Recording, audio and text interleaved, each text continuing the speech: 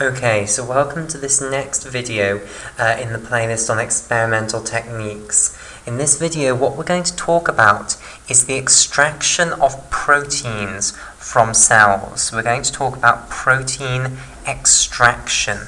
Okay, so we will start off with a culture flask, which has a monolayer of cells within it, and we want to extract the proteins from these cells, basically, so that we can do analysis on them.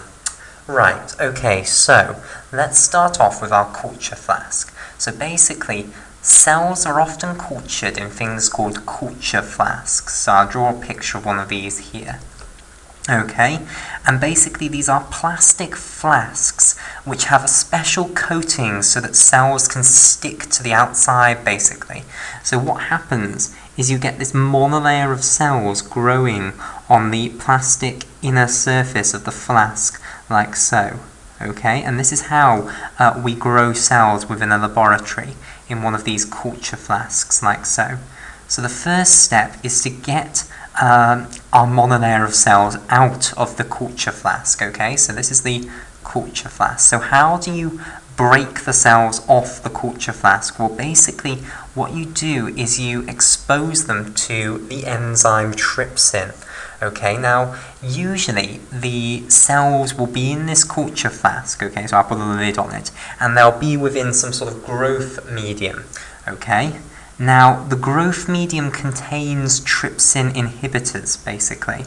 Okay, so what you need to do is you need to remove the growth medium before you add the trypsin, because if you keep the growth medium in there, then the trypsin that you add will just be inhibited straight away. So what you need to do is you need to remove the growth medium, so that's step one, so that you've just now got a plastic flask with your monolayer of cells. So I'm just going to put that key word here. This is a monolayer. You don't have multiple cells stacked on top of one another.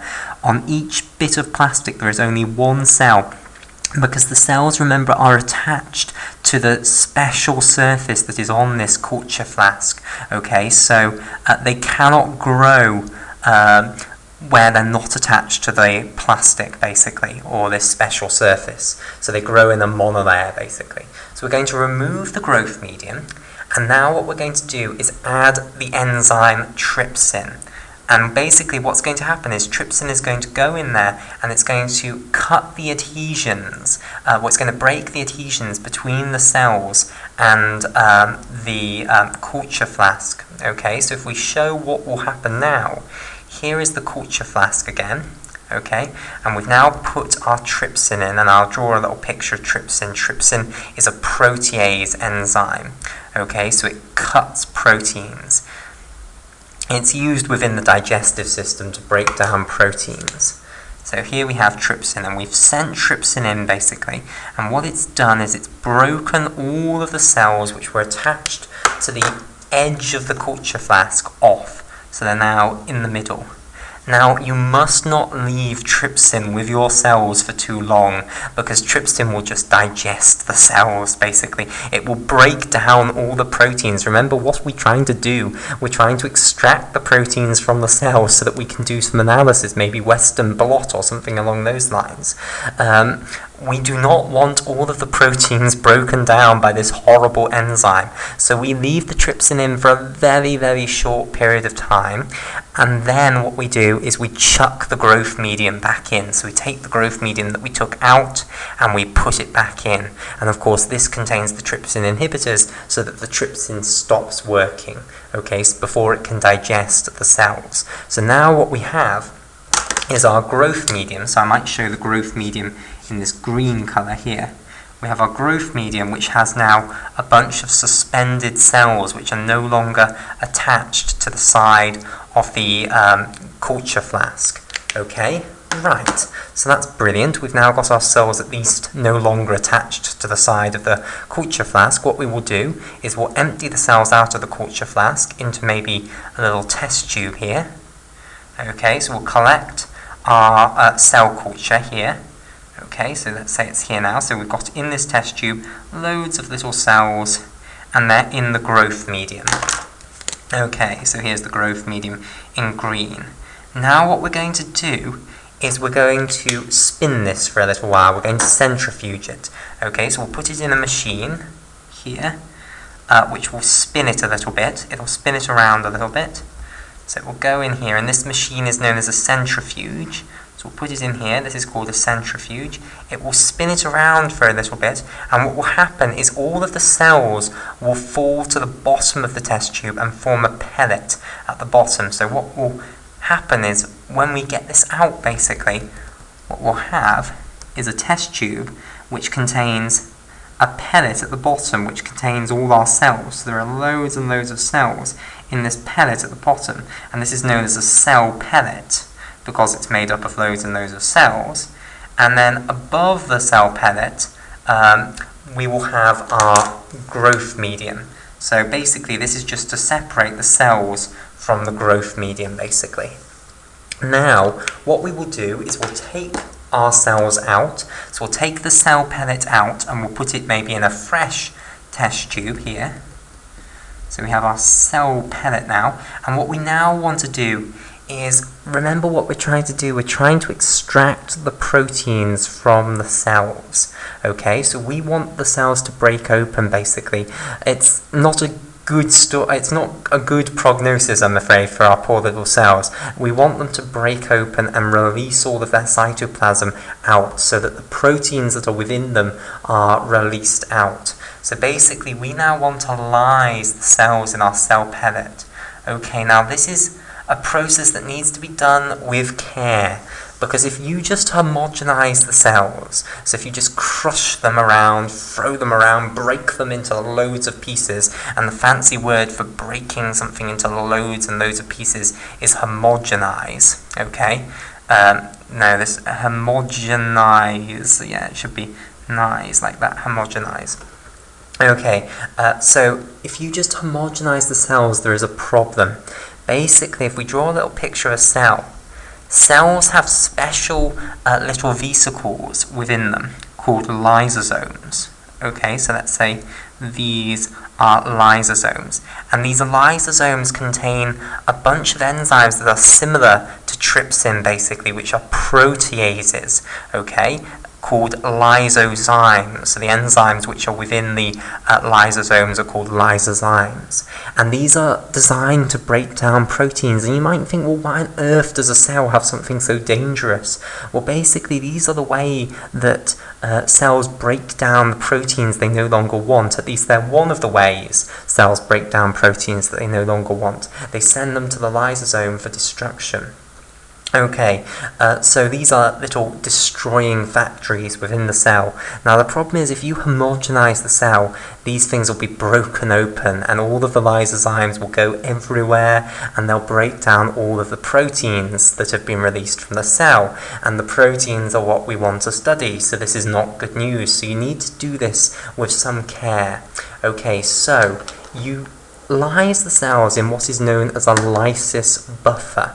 Okay, and this lysis buffer, initially, the things that I'm going to tell you about within this lysis buffer are not intended to stop the lysozymes. We'll talk about how we're going to stop the lysozymes later. At the moment, we're going to talk about how we can keep the proteins happy. So basically, proteins need to be in a certain sort of solute concentration. If you put them in a fluid of the wrong solute concentration or the wrong pH, terrible things can happen. They can denature. We want to keep the proteins in their most natural form, so we want to keep them at a pH that is close to what they are used to. We want to keep them at a normal osmolarity. Basically, we want a normal concentration of solute within the solution that they contain, and this is what this lysis buffer is all about achieving. Okay, so the normal pH that we want the lysis buffer to be is 7.5, which is close to physiological pH. Okay, so this is what these proteins will be used to seeing. Okay, so what generally goes into a lysis buffer? Well, basically, within a lysis buffer, what you put in is, firstly, let's talk about the first thing. So the first thing is tris. Okay, now tris is a base, it accepts protons, and its full name, although it often is just called tris, its full name is tris-hydroxymethyl aminomethane. And it's got a very nice simple structure, so I'll show you this.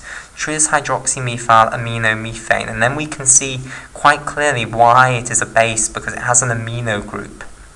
Okay, so let's have a look at the structure. So we'll start off with the aminomethane. So we just need an amino group of methane. Okay, so here's the amino group. We would have a single carbon, of course, and it would have free hydrogens coming off it if it was just pure methane, but it's not. It's tris-hydroxymethyl. So instead of having free hydrogens coming off this carbon of the methane, instead you've got free hydroxymethyl groups. So let's stick these on. So a hydroxymethyl group basically just consists of a methylene group with an alcohol group coming off it. Okay, and we need 3 of these, one coming off each of the 3 bonds that the carbon has. So here's a methylene group with an alcohol group coming off it. Here's a methylene group, and it will also have an alcohol group coming off it. Okay, so this is tris-hydroxymethyl aminomethane. So there's the amino group here. Let's continue sort of color coding the name. The methane is for this one carbon here. The tris-hydroxymethyl, and I'm not going to use pink again because we've already used that, is for these 3 hydroxymethyl groups then coming off. Okay, so we've got 1 here. Okay, 1 here. And 1 here. Okay, so tris-hydroxymethyl aminomethane. Okay, now, in a lysis buffer, you generally want a concentration of tris that is around 10 millimolar, and we'll do a few little examples of how to actually calculate how much tris you would add if you wanted to make a certain volume of lysis buffer in a moment, because basically the way that you will get tris, or tris-hydroxymethyl aminomethane, you won't get it as a solution. It's a solid, it's the nice little crystal basically. Okay, so we will work out how much of tris you should add, i.e. what mass of it you should add if you want to get this sort of concentration for a certain volume basically. So we'll have a go at that in a moment. Okay, but for now, let's just think about why we would want to add this. Well, firstly, it's to help the solute concentration. So first, it's a nice dissolved molecule that will help raise the osmolarity of the solution, but also it's a base. This amino group can accept a proton onto it, okay, and that will help us to move the pH up past 7 basically towards a more alkaline pH. Okay, right, so what we will then do is we will also add sodium chloride, okay, like so, and basically sodium chloride is just an ionic compound. It consists of a sodium atom bound to a chloride anion, okay, so here is the sodium cation, which has given away its electron to the chloride anion. Okay, right, and as soon as you dissolve this, as soon as you add it to water, what happens is these 2 ions move apart and they both get surrounded by hydration shells. So basically, you usually want a concentration of sodium chloride within your lysis buffer of 150 millimolar. Okay, and again, we'll have a go at calculating this in a moment, because of course, you probably know that sodium chloride will come as a solid, it will come as a crystal. Okay, right, so let's have a look at some of the other things that we will have within our lysis buffer. Well, another thing that we have is Edta. Okay, and this is a molecule that really helps stabilize proteins. It sort of surrounds proteins and keeps them in a folded state, basically.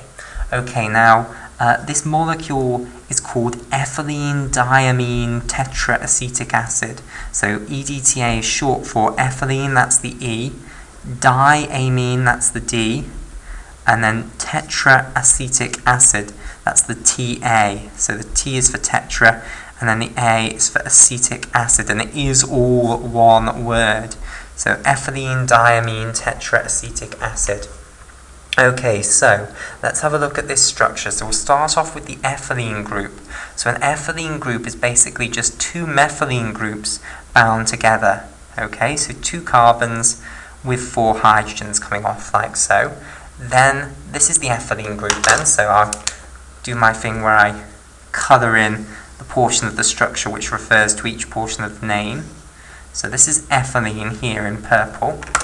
Okay, then we've got diamine, so we have 2 amino groups coming off this ethylene group, like so. Now they would normally, of course, have hydrogens coming off, so they'd usually both have 2 hydrogens coming off. But in this case, they're not going to have 2 hydrogens coming off. Instead, they're going to have acetic acid groups coming off. Now, acetic acid is the old name for ethanoic acid, so a 2-carbon carboxylic acid. Okay, so off each of these nitrogens, you're going to have 2 acetic acid groups coming off, 2 2-carbon acetic acid groups. Okay, like so. So there's one, and then we'll have another one here. So here is another 2-carbon carboxylic acid group, like so. And this is why it's going to be called tetra acetic acid. Tetra means 4, and you're overall going to end up having 4 acetic acid groups coming off here. Okay, like so. And basically you want quite a low concentration of EDTA within your solution, okay? So you're going to want a concentration of around 0.5 millimolar, so tiny compared to the sodium concentration that we've just seen. So you'd have a concentration of around 0.5 millimolar. So if you're wondering about whether this is going to make the solution terribly acidic, you don't need to worry, because we're adding a very small concentration compared to the 10 millimolar that we were adding of tris. Okay, right. And again, we'll discuss how to actually add this in a moment, because again, ethylene diamine tetraacetic acid comes as a solid basically, and you will have to add it and put it into solution. Right, so the next component is actually one of the things that is going to do the lysing. So how do you lyse cells basically? Well, you put in a detergent. A detergent will then solubilize and break down the membranes, basically the cell membranes. Okay, so which detergent are we going to use? Well, we're going to use a detergent known as Triton X100. Okay, so let me now discuss with you the structure of Triton X100. Okay, so Triton X100 has a benzene ring at its center here. Okay, like so. So we'll have this as benzene here. And then coming off this carbon of the benzene ring, what you have is an oxygen atom, and then you have a great polymer. So let me show you this great polymer. And basically, it consists of 2 carbons. Well, the repeating unit consists of 2 carbons and an oxygen atom. Okay, like so. So this is the repeating unit that you will have repeating over and over again within this Triton X100 detergent. So it has these 2 carbons, then an oxygen, and both of these carbons will have 2 hydrogens coming off. So you repeat this unit over and over and over and over and over and over and again until finally you end, and then off this final oxygen that you would have, you then have a hydrogen. And you can repeat this unit as many times as you like, so some positive integer basically. Now, also of the Triton X100, down here, you have a rather pretty structure, at least when we draw it skeletally. So you have this 4-carbon structure, and then the first carbon here and the third carbon both have 2 methyl groups coming off. So this is then the complete structure of Triton X100. Now, basically, you don't need a certain concentration of this. You want it to be a certain percentage of the fluid that you are making up. So it's 1% of the fluid that you're going to make up for your lysis buffer is going to be Triton X100.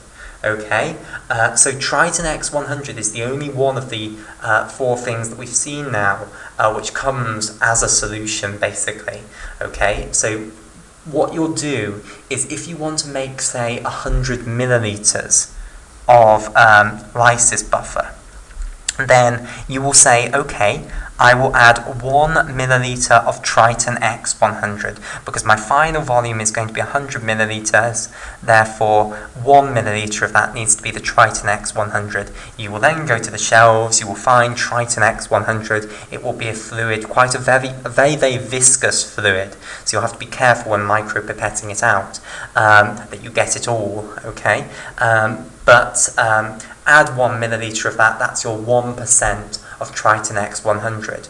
Okay, so in the next video we'll continue with this 100 milliliters and see how we would, what mass of EDTA, tris, and sodium chloride we would need to add to produce the correct concentrations.